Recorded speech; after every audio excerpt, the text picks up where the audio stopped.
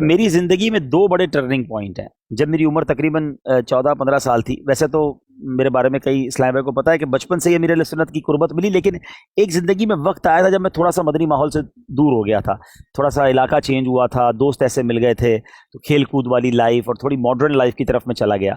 تو میرا خیال ہے میری 15 16 سال عمر ہوگی، تو ایک اسلامی بھائی جو تھے وہ بظاہر مدنی حلیے والے بھی نہیں ہیں، مطلب وہ ایسا نہیں تھا کہ امام شریف وغیرہ والے تھے، لیکن وہ مجھے لینے آ جاتے تھے. میں گراؤنڈ میں کھیلا کرتا دوستوں کے ساتھ، وہاں آ جاتے تھے کہ چلیں بھائی اجتماع میں چلیں یا کسی دعوت اسلامی کے پروگرام میں چلیں. تو میں تھوڑا سا کہتا بھی تھا یار کیسا اسلام بھائی یہ سب دوستوں کے سامنے آ جاتا ہے، لیکن وہ اتنی کنسسٹنٹلی آتے رہے کہ آخر کار مجھے ان کے ساتھ جانا پڑا. مجھے شرم آئی کہ میں ان کو روز منع کر دیتا ہوں، حالانکہ وہ ماحول میرا بھی ماحول تھا، میرے گھر کا ماحول تھا، لیکن انسان ہوتا ہے دور ہو جاتا ہے.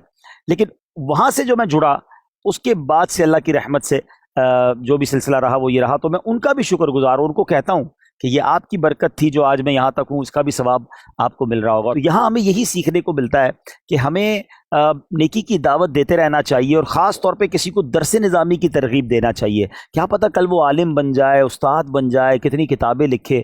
میں آپ کو ایک اور اسی حوالے سے ایک بڑا حسین واقعہ سناتا ہوں، اور یہ بھی میری زندگی کا یادگار واقعہ ہے. ایک بار ہم حج پر تھے، مفتی سجاد صاحب ہمارے ساتھ تھے. ہم مینا جا رہے تھے پیدل، تو پیدل جاتے میں نے مفتی صاحب سے، جس طرح آپ میرا انٹرویو لے رہے ہیں، میری اپنی ایک اس طرح کی عادت ہے، تو میں مفتی صاحب کے بارے میں پوچھنے لگا کہ آپ کیسے اس لائن پر آئے، یا آپ نے کیسے درس نظامی کیا. اور مفتی سجاد صاحب وہ خوش نصیب انسان ہے کہ ان کے گھر کے کئی افراد علماء ہیں. تو انہوں نے یہ کہا کہ ہوا یہ کہ ہمارے علاقے میں ایک مدنی قافلہ آیا، اور اس مدنی قافلے میں جو اسلامی بھائی آئے، انہوں نے آ کر ہمارے علاقے میں مرکز سے ان کو یہ کہا گیا تھا کہ آپ نے جامعۃ المدینہ کے داخلوں کی بھی ترغیب دینی. کراچی میں پہلا جامعۃ المدینہ غالباً بنا تھا، تو وہ وہاں گئے، وہ ساؤتھ پنجاب کے ہیں. تو وہ اسلام بھائی گئے اور انہوں نے علاقے والوں کو کہا کہ آپ ہمیں داخلے دیں. تو کہتے میرے گھر میں سب دنیاوی تعلیم یافتہ تھے، میرے بڑے بھائی کو بڑا اچھا لگا اور انہوں نے میرا داخلہ کرا دیا.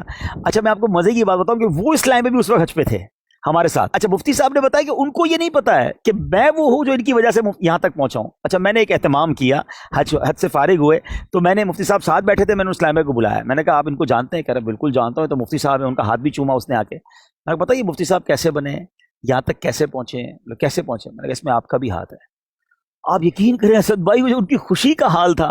کہتے میرا اچھا وہ غیر مطلب درس نظامی نہیں کیا انہوں نے. پھر مفتی صاحب کو میں نے ان کو واقعہ سنائیے.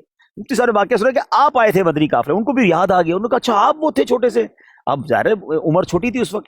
تو میں اس وقت یہ سوچ رہا تھا کہ اس اسلامی بھائی کا وہ ایک مدنی قافلہ، ایک نیکی کی دعوت، اور آپ سوچیں کہ مفتی سجاد صاحب پہنچے، ان کو دیکھ کر ان کے گھر کے کتنے افراد آ گیا ہے.